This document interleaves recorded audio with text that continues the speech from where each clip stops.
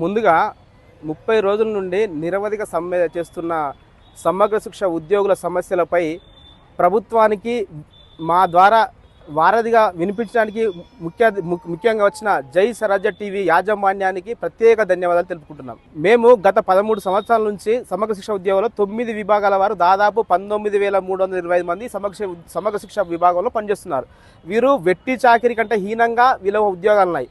తక్షణమే వీళ్ళను రెగ్యులైజ్ చేయాలనే ఉద్దేశంతోనే మేము గత 25 రోజులు సమ్మె చేస్తున్నాం. ఇప్పటి వరకు ముఖ్యమంత్రి గారు స్పందన లేదు. నిన్న ఏమన్నారంటే సమగ్ర శిక్ష ఉద్యోగులకు సంబంధించింది కేంద్ర ప్రాజెక్టు, దాన్ని రెగ్యులైజ్ చేయడం సాధ్యం కాదన్నారు. ఎందుకనగా న్యాయపరమైన చిక్కులు ఏర్పడతాయని అన్నారు. మేము ఇప్పుడే తక్షణమే డిమాండ్ చేస్తున్నాం. ఇక్కడ ఉన్న ఇంటెలిజెన్స్ రిపోర్టు తక్షణమే మీరు రిపోర్ట్ పంపించాల్సిందిగా ఇంటెలిజెన్స్ రిపోర్ట్ గారిని కూడా మేము కోరుకుంటున్నాం. ఏమంటే అందరూ ఎండలో కూర్చున్నారు, చలిలో కూర్చున్నారు, చాలా ఇబ్బందులు పడకుండా కనీసం మధ్యాహ్నం భోజనం తెచ్చుకోలేని పరిస్థితి కూడా చాలా ఉపాసం ఉండి ఇక్కడ దీక్ష చేస్తున్నారు గౌరవ ముఖ్యమంత్రి రేవంత్ రెడ్డి గారు.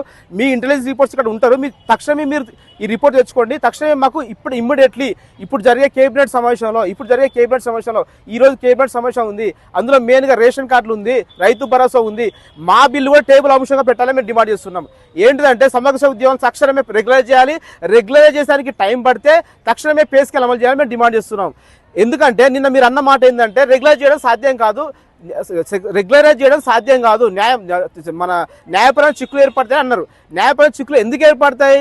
నువ్వు ఏకేకి రెగ్యులైజ్ చేస్తే చిక్కులు ఖచ్చితంగా ఏర్పడతాయి. నిన్నగాక మొన్న గౌరవ దివంగత డాక్టర్ మన్మోహన్ సింగ్ గారు చనిపోతే తక్షణమే అసెంబ్లీ సమావేశం ఏర్పడేసిండ్రు. ఆయన సంతాప దినంగా మీరు కూడా మమ్మల్ని రెగ్యులైజ్ చేయాలనే ఉద్దేశం ఉంటే తక్షణమే అసెంబ్లీ సమావేశం ఏర్పాటు చేసి మాకు స్పష్టమైన జీవో 16 కొట్టేసింది కాబట్టి మరొక జీవో తీసుకొచ్చి మాకు ఈ యొక్క సమస్యను తక్షణమే మీరు అసెంబ్లీలో చట్టబద్ధం చేయాలని మేము డిమాండ్. ప్రక్షాళన పేరుతో సుందరకాండ పేరుతో 1,50,000 కోట్లు కేటాయిస్తున్నారు. మహాలక్ష్మి పథకం కింద కొన్ని కోట్లు కేటాయిస్తున్నారు. సరే, వాటికి మేము వ్యతిరేకం కాదు, వాటికి అనుకూలమే, వారు కూడా ప్రజల్లో భాగమే. కాబట్టి మేము కూడా ప్రజల్లో భాగం. కాబట్టి ఇది ఎంత మామూలు 300 కోట్లు కాదు. దయచేసి గౌరవ ముఖ్యమంత్రి రేవంత్ తక్షణమే పే స్కేల్ అమలు చేస్తున్నట్టు ఇప్పుడు కేబినెట్ సమావేశాల్లో సాయంత్రంలో మాకు శుభవార్త చెప్తానని ఆశిస్తూ ఈ జై స్వరాజ్య టీవీ ద్వారా మేము కోరుకుంటున్నాం.